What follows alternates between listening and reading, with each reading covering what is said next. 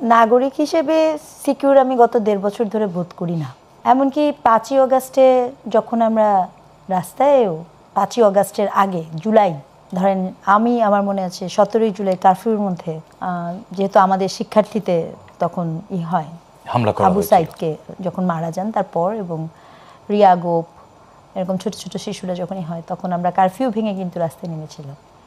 তো কারফিউ ভেঙে যখন রাস্তায় নেমেছিলাম তখন পর্যন্ত আমাদের মাথায় ছিল যে গুলি লাগতে পারে, মারা যেতে পারি, কিন্তু কখনো মনে হয়নি আমি হেনস্থা হতে পারি, কখনো মনে হয়নি আমি অপমানিত হতে পারি বা আমাকে কেন্দ্র করে কোনো অপপ্রচার, মিথ্যাচারিতা, চরিত্র হনন এরকম কিছু হতে পারে এটা মনে হয়নি। কিন্তু গত ১.৫ বছর ধরে যখন যে সময় রাস্তা দিয়ে যাওয়া আসা করেছি প্রতি মুহূর্তে, প্রতি সময়, প্রতি ক্ষণে মনে হয়েছে যে যে কোনো কিছু হতে পারে। কারা এগুলো, কাদের ভয় পাচ্ছেন? এখানে ভয় পাওয়ার কিছু নাই।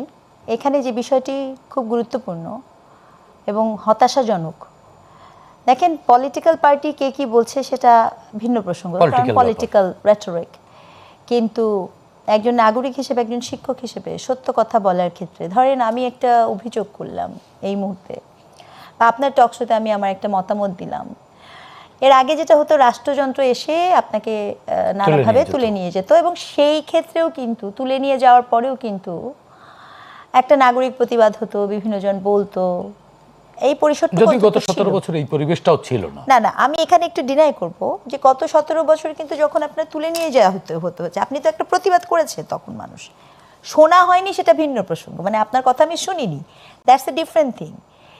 আর আপনি কথা বলেছেন সেটা একটা, মানে আপনাকে তুলে নিয়ে যাচ্ছে একটা অপরাধ, এটা তো ব্যাপার।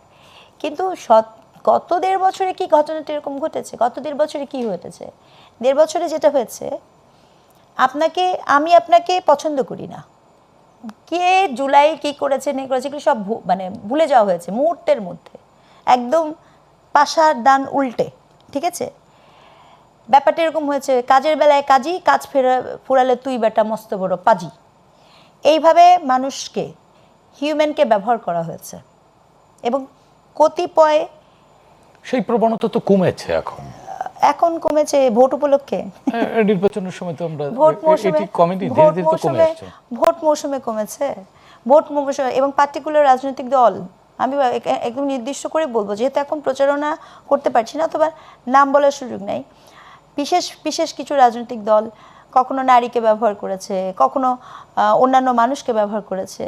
কিন্তু ৫ই অগাস্টের পরে আপনি যদি এখন ভুলে যান কিছু, তাহলে আপনাকে মনে করে দিই ঠিক গত মাসেই সম্ভবত আমরা আবুল সরকারের জন্য কথা বলেছি, সম্ভবত আমরা পালাগানের বিপক্ষেই করা হয়েছে সেখান নিয়ে কথা বলেছি, সম্ভবত মাজার আক্রমণ নিয়ে মানুষজন কথা বলেছে, লাশ বের করে মাজার থেকে পুড়িয়ে দেওয়ার কথা হয়েছে, এগুলো সব কি আমরা এখন এত সহজে ভুলে যাব? আসলে কি তাই? এটাকে ভুলে যাওয়ার জন্য এগুলো জবাব দেওয়ার জন্য তো ব্যালট আছে। এই জন্যই বলছি এগুলো জবাব দেওয়ার জন্য একমাত্র আমাদের হাতে ব্যালট আছে, আর কিচ্ছু নাই। কিন্তু বাস্তবতা কিন্তু এখন এখানে